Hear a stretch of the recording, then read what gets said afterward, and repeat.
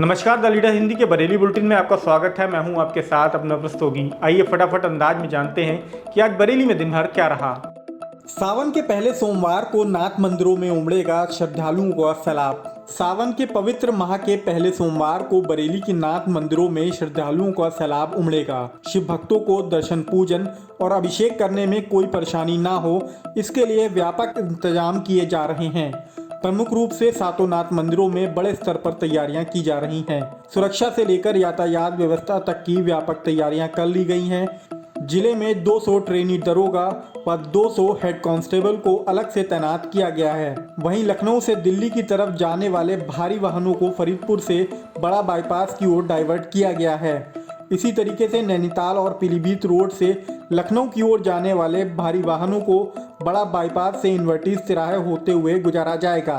शहर आने जाने वाले सभी भारी वाहन ट्रांसपोर्ट नगर से संचालित होंगे।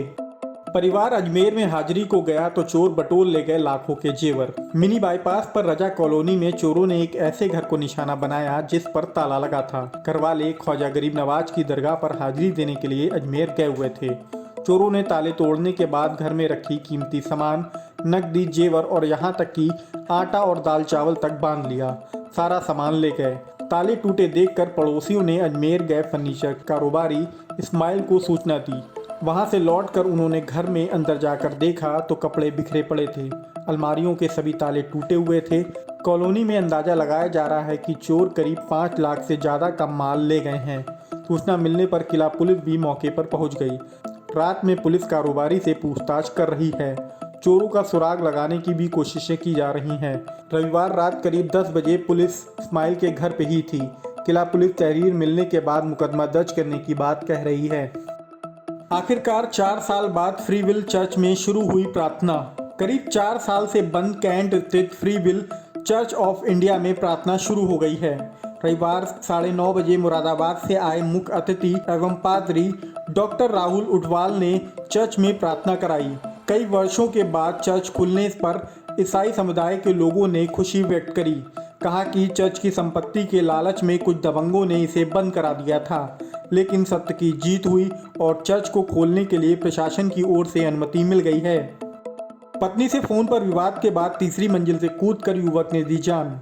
कैंट में सेना की जूनियर लीडरशिप एकेडमी यानी JLA में ठेका कर्मचारी शीशगढ़ के बूची की गोटिया निवासी 27 वर्षीय धर्मवीर ने 3 मंजिला भवन से कूदकर जान दे दी। जांच में पता चला कि धर्मवीर मोबाइल पर पत्नी हाफिजगंज थाने के बसई गांव निवासी राजवती से बात कर रहा था। अचानक किसी बात को लेकर उनमें विवाद हुआ, जिसके बाद उसने तीसरी मंजिल से छलांग लगा दी। धर्मवीर की मां बालादेई ने बताया कि कुछ दिन पहले धर्मवीर का पत्नी से विवाद हो गया था। तब से उसकी पत्नी मैके में रह रही है। यौम मुफ्ती आजिम हिंद 11 जुलाई को इस्लामिया मैदान पर। 11 जुलाई को इस्लामिया इंटर कॉलेज मैदान पर होने वाले यौम मुफ्ती आजिम हिंद के आयोजन की तैयारियां तेज हो गई हैं। नवासे मुफ्ती आजम हिंद सिराज रजा खान नूरी ने जश्न में सभी से हिस्सा लेने की अपील करी है। इस सिलसिले में दादा मियाँ हुजूर की दरगाह पर मीटिंग का आयोजन भी किया गया। सज्जादा नशीन सूफी मोहम्मद रफ़ी रजा ने कहा कि आला हजरत के छोटे साहबजादे मुफ्ती आजम हिंद ने अपनी सारी जिंदगी सुन्नियत के प्रचार व हिफाजत में वक्फ कर दी। TTS के मीडिया प्रभारी तहसीन रजा खान ने जश्न में हिस्सा लेने के लिए फरीदपुर से बड़ी संख्या में इस्लामिया मैदान के लोगों के पहुंचने की बात कही है। मीटिंग में हाफिज रिजवान, हाफिज स्वाले, अरशद रजा मीनू, शहनवाज रजा, खालिद अजहरी, अतहर वाहिदी इत्यादि मौजूद रहे। कांग्रेस का सत्याग्रह 12 जुलाई को लखनऊ जाएंगे पार्टी कार्यकर्ता। कांग्रेस के पूर्व अध्यक्ष राहुल गांधी की कोर्ट से सजा के बाद संसद की सदस्यता चले जाने के विरोध में पार्टी 12 जुलाई को लखनऊ में सत्याग्रह आंदोलन करेगी। इसमें बरेली से भी पार्टी के कार्यकर्ता शामिल होने जाएंगे। पार्टी के प्रदेश सचिव नरेंद्र कश्यप रविवार को बरेली पहुंचे और पार्टी पदाधिकारियों के साथ बैठक कर सत्याग्रह आंदोलन की तैयारियों का जायजा लिया। बाकरगंज में हेल्थ कैंप से नई पार्टी का किया ऐलान। पूर्व पार्षद महेश पंडित ने समाज सेवा मंच के साथ बाकरगंज में चिकित्सा शिविर आयोजित करके अपनी नई पार्टी राष्ट्रीय जन विश्वास के गठन की घोषणा करी। शिविर में मरीजों का परीक्षण कर उन्हें निःशुल्क दवाई वितरित कराई गई। इस अवसर पर डॉक्टर अंशु अग्रवाल ने बताया कि शुगर, टीबी, खून की जांच भी की गई। इस मौके पर महेश पंडित ने कहा कि समाज सेवा को सशक्त और मजबूत बनाने के लिए जरूरी है कि एक राजनीतिक शक्ति को साथ में लाया जाए। लोगों में राष्ट्र प्रेम के लिए मिलजुल कर काम करेंगे। शायर नदीम बरेलवी, नदीम शमसी, रजत अग्रवाल, समीक्षा भारद्वाज, ताजिम शमसी, नावेद खान, शाहीन खानम आदि भी इस मौके पर उपस्थित रहे। बरेली जंक्शन पर ट्रेन से गिरा यात्री, मची अफरा तफरी।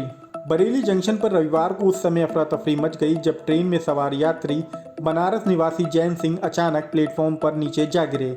सिर और पैर में चोट लगने से वह गंभीर रूप से घायल हो गए। इससे वहां मौजूद यात्रियों व रेलवे कर्मचारियों में अफरा तफरी मच गई। फिलहाल जिला अस्पताल में उनका इलाज चल रहा है। फिलहाल आज की बरेली बुलेटिन में इतना ही। बरेली से जुड़ी ऐसी ही अन्य अपडेट्स पाने के लिए द लीडर हिंदी को सब्सक्राइब करना बिल्कुल ना भूलें।